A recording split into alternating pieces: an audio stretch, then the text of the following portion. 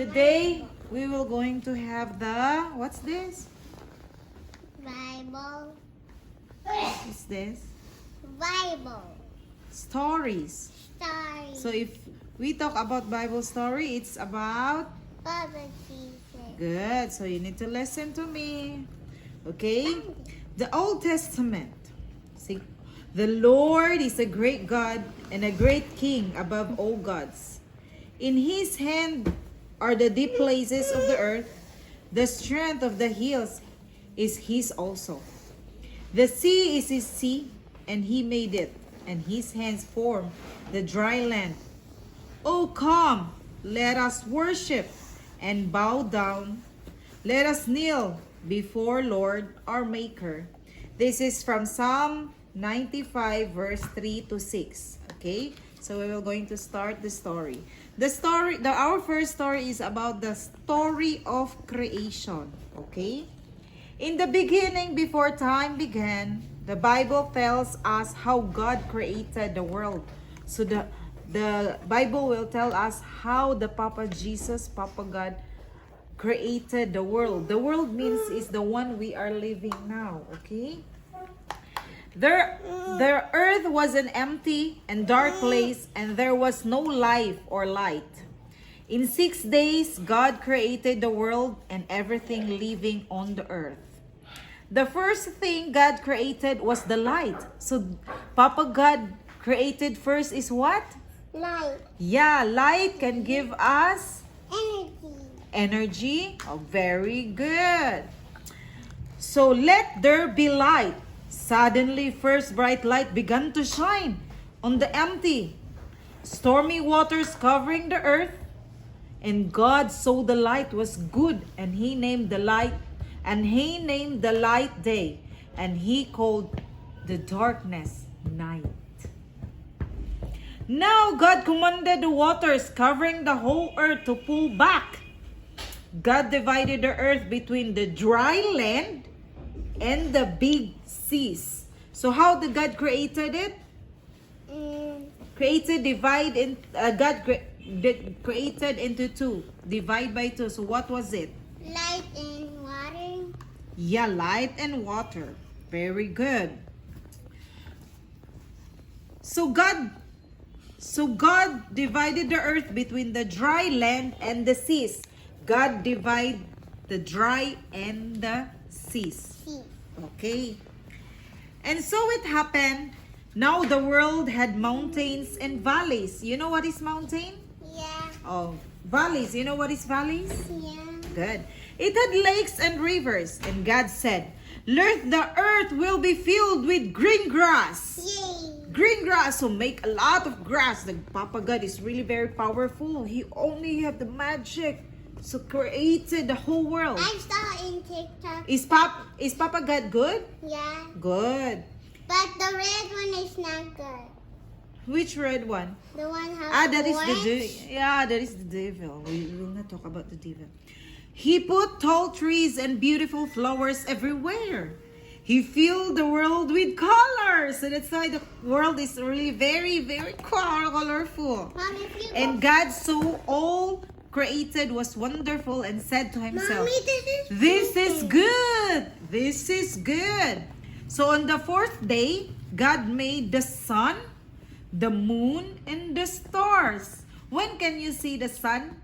In the morning. In the morning. The moon in the night, and the stars is in the night. He made the sunshine from the sky during the day, and the moon to shine in the night, along with all the countless glittering stars of the universe. So this is their book. Mommy. If we have time, just like Hey, this one, Mommy. they don't have the Mommy, school, can I the homeschool anymore. I am reading some of the book, like Bible stories, and in the night I will also read them the stories about the princesses or other book that I can read to them. So this is their book as the Bible story inside. Yeah, this is the inside. We bought this one in SNR before, so I bought this one so at least I can spend time to them for them to have the communication, relationship of mother, and of course, the love and care for my children. Mommy, can I get my Okay, so monkey this is one? the first story I read for them is the story of the Mommy, creation. can So my monkey this? I will going to read them one by one. So at the end, at least we can spend time together. Thank you. Good Mommy, morning, everyone. Welcome back to our channel. channel. Okay, this morning we will also continue their morning Bible story.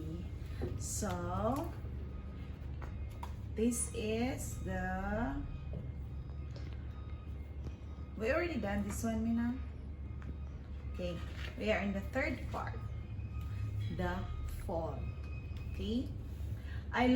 It looked as if nothing could destroy the happiness Adam and Eve experienced in the Garden of Eden where God had created. Everything so wonderful and perfect. But one day, Eve was standing near the tree of knowledge, looking at the fruit. Ay, this one already done, me. We already done this one. Actually, most of the time we are reading the Bible stories is in the morning. So, after this one, they can play, they can do whatever they want, but before I allow them to play, I will read Bible to them first. So at least they have the knowledge, they have the knowledge about God, about angels, everything, You say hi to them. So the fourth story we're having this is the Noah's big boat.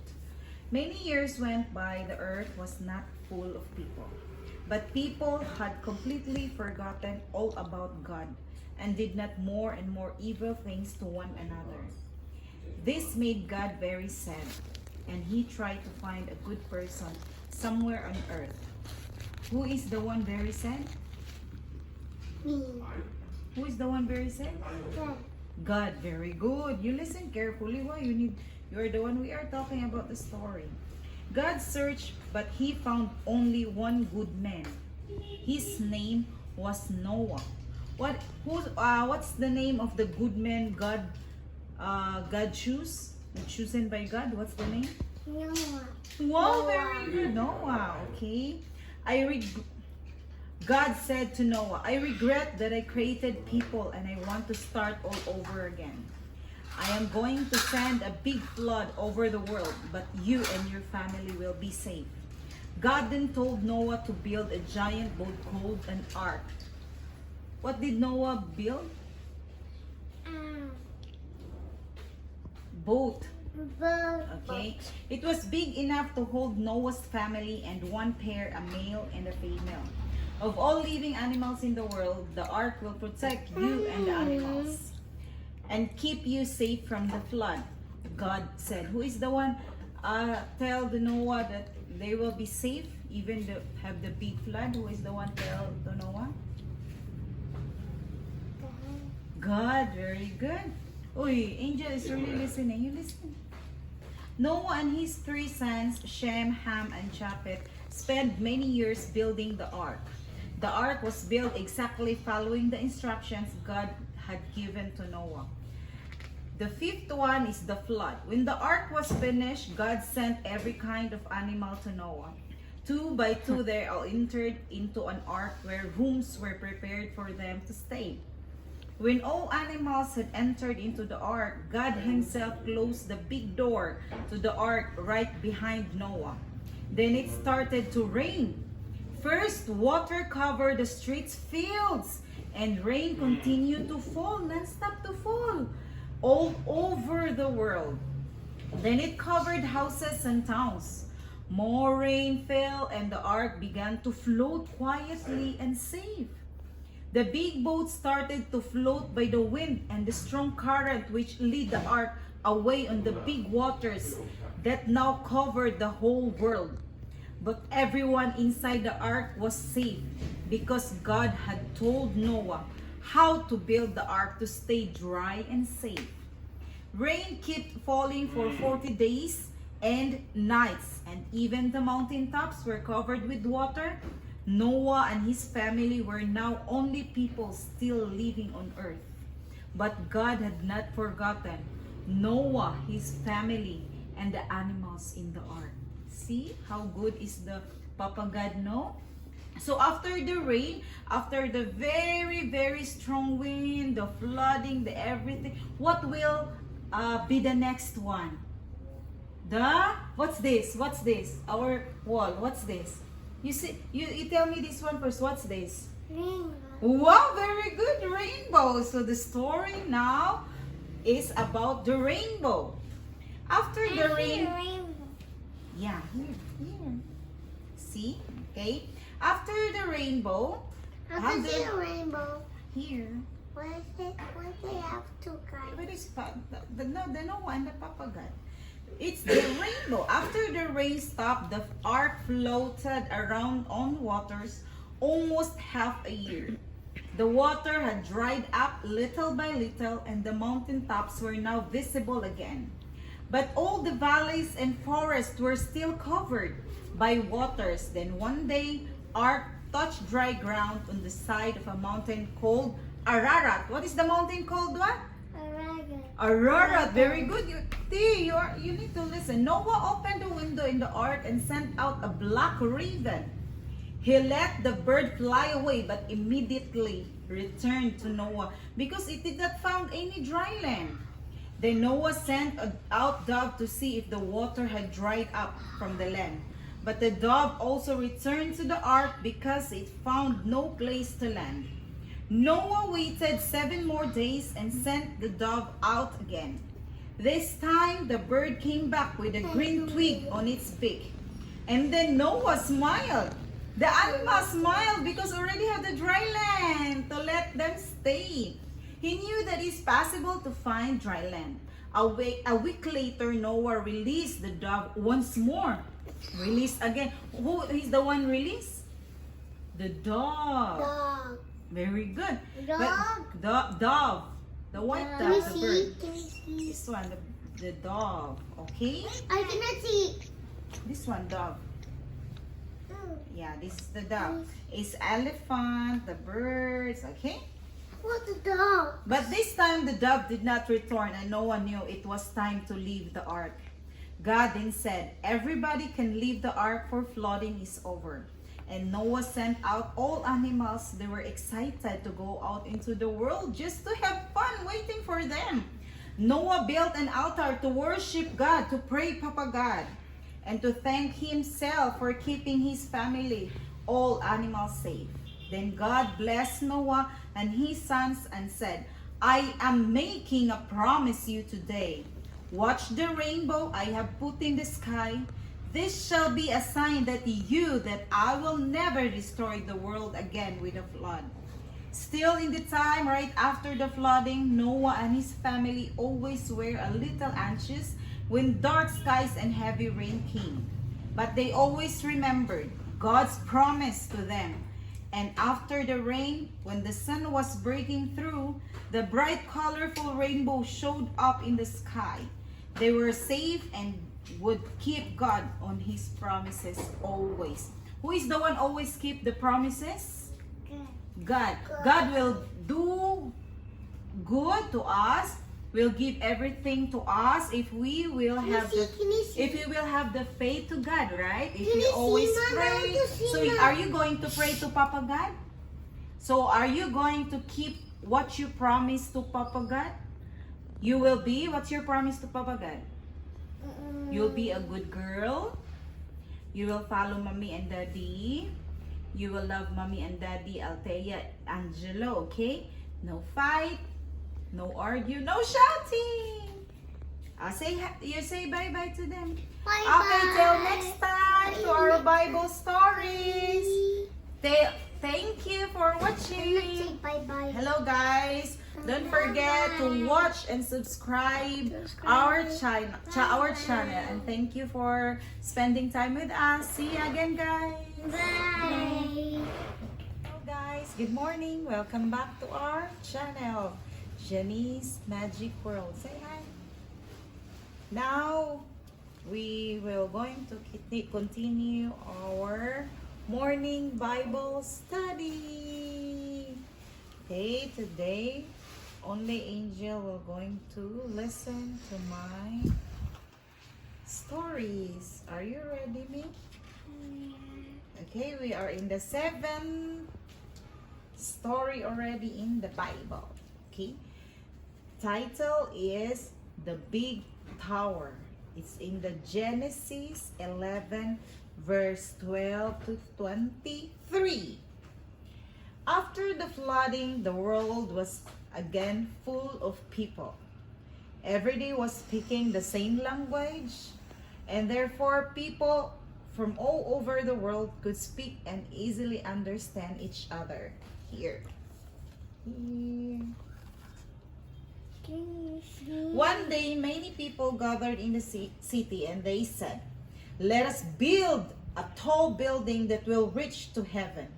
Then we will always be remembered in the future as the greatest and most magnificent people who ever have lived on earth." But God did not want them to build the tower. Who is the one don't want them to build the tower, me? God, good. He could see how they were only seeking to build the tower because of their own desires to look important in their own eyes. So God came and stopped them by giving all the people new languages. Everybody was very confused because they did not understand what each other said. Who is the one don't understand me? Their language? Each other? Wow, good listener. The tower was never completed. In the city of Ur, they lived a very good man named Abraham. What's the good man's name? Abraham. Okay?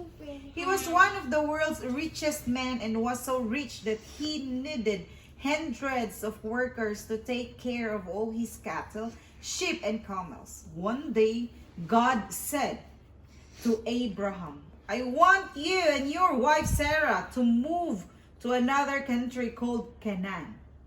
What is the name of the country? Canaan. Good. Very good listener. What is Canaan? It's a place. It's a country.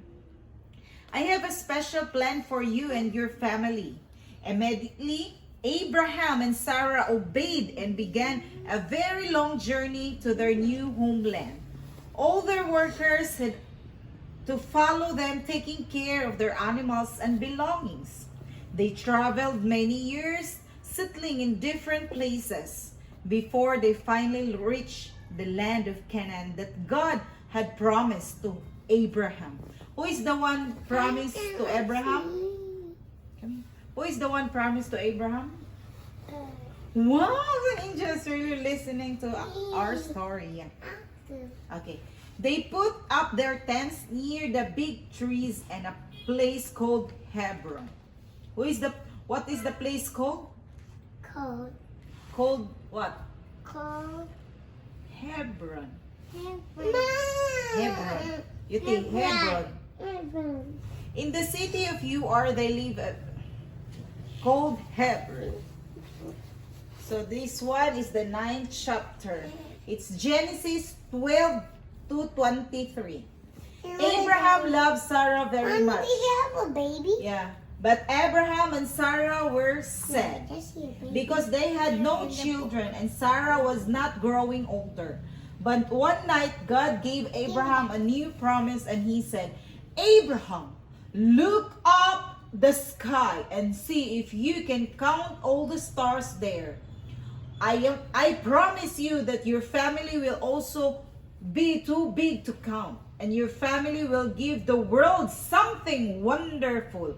Though it was hard to believe because Sarah was too old to have a baby, Abraham trusted to God to his promise. Who is the one promised to Abraham? Okay. Wow! One day, Abraham was sitting outside his tent at the hottest time of the day. He looked up and saw 3 men standing close by Abraham. was a generous person and loved to have guests for dinner. So he asked them, would you like something to eat? Would you like something to eat? Yeah. You want? Okay. Are you sleeping? Oh. I want. Wait lang. I want. Yeah, we finish it. This one. Yeah, that is fruits. I want pear. Sarah made a very nice dinner, and as they sat there and had dinner together, they suddenly said, something very strange to Abraham. Next year at the same time, you and your wife will have a son. Who will have a son? What's the name? Abraham. No, Abraham knew. Mommy, what's Abraham? Abraham is this one, a man that God helped and gave And the what is promises. in this one? That is his wife and his son, his baby. Her baby. Yeah, where I could also. Now Abraham knew this man came from God, and he believed what he heard. But Sarah heard this and could not believe it. She laughed to herself and thought, how can it be possible for me to have a child at my age? Impossible! But God heard Sarah laughing and said, why did Sarah laugh? Is anything impossible for God? God kept his promise and gave them so son exactly a year later. Abraham named the boy Isaac. What's the name of the boy? Isaac. Okay? Isaac. Which means laughter. What does Isaac means? Laughter. Yeah, it's a laughter. So it's happy birthday. Okay, we are in the What is happy 10th birthday? chapter. A wife of Isaac. When Isaac grew up, Abraham wanted a good wife for him. So Abraham called his most trusted servant and said, I want you to find a wife for Isaac. Go to see my brother's family back in the country we came from, and I look for someone to be Isaac's wife. The servant took 10 camels and started the long journey. Finally, he reached a city called Nahor. What's the name of the city? Nahor. Good. Where he stopped at well for water because his animals were very thirsty. Who is the one thirsty? Animals. It's not my name here. Yeah, angel Sue. The servant prayed to God to help him and find the right wife for Isaac. And he said, when the women are coming to get water from the well, show me the girl who is the right wife for Isaac. Let it be the woman who is offering me and the camels water to drink. Just then a lovely girl came to the well, and her name was Rebecca. First, Rebecca, what's the name of the girl? Rebecca. Good. You're really a good listener. How about you, T? What's the name of the girl? Rebecca. First, Rebecca offered water to servant, and then she also helped him give water to the camels. The servant kept looking at the Rebecca. Now he knew she would be a good wife for Isaac because God had chosen her. The servant gave her a ring and 2 bracelets, and the same night he asked Rebecca's father if she could marry Isaac. Rebecca's father said, yes. And the next day, the servant and Rebecca traveled back to meet Isaac. Rebecca was so excited to meet this young man. Isaac was who she heard so many good things. Okay, that one will be the end of our story until the 10th topic. So, see you guys next time to our daily morning Bible story. See you guys, and then don't forget to watch, subscribe, and press the notification bell for our next video. Thank you. My hand.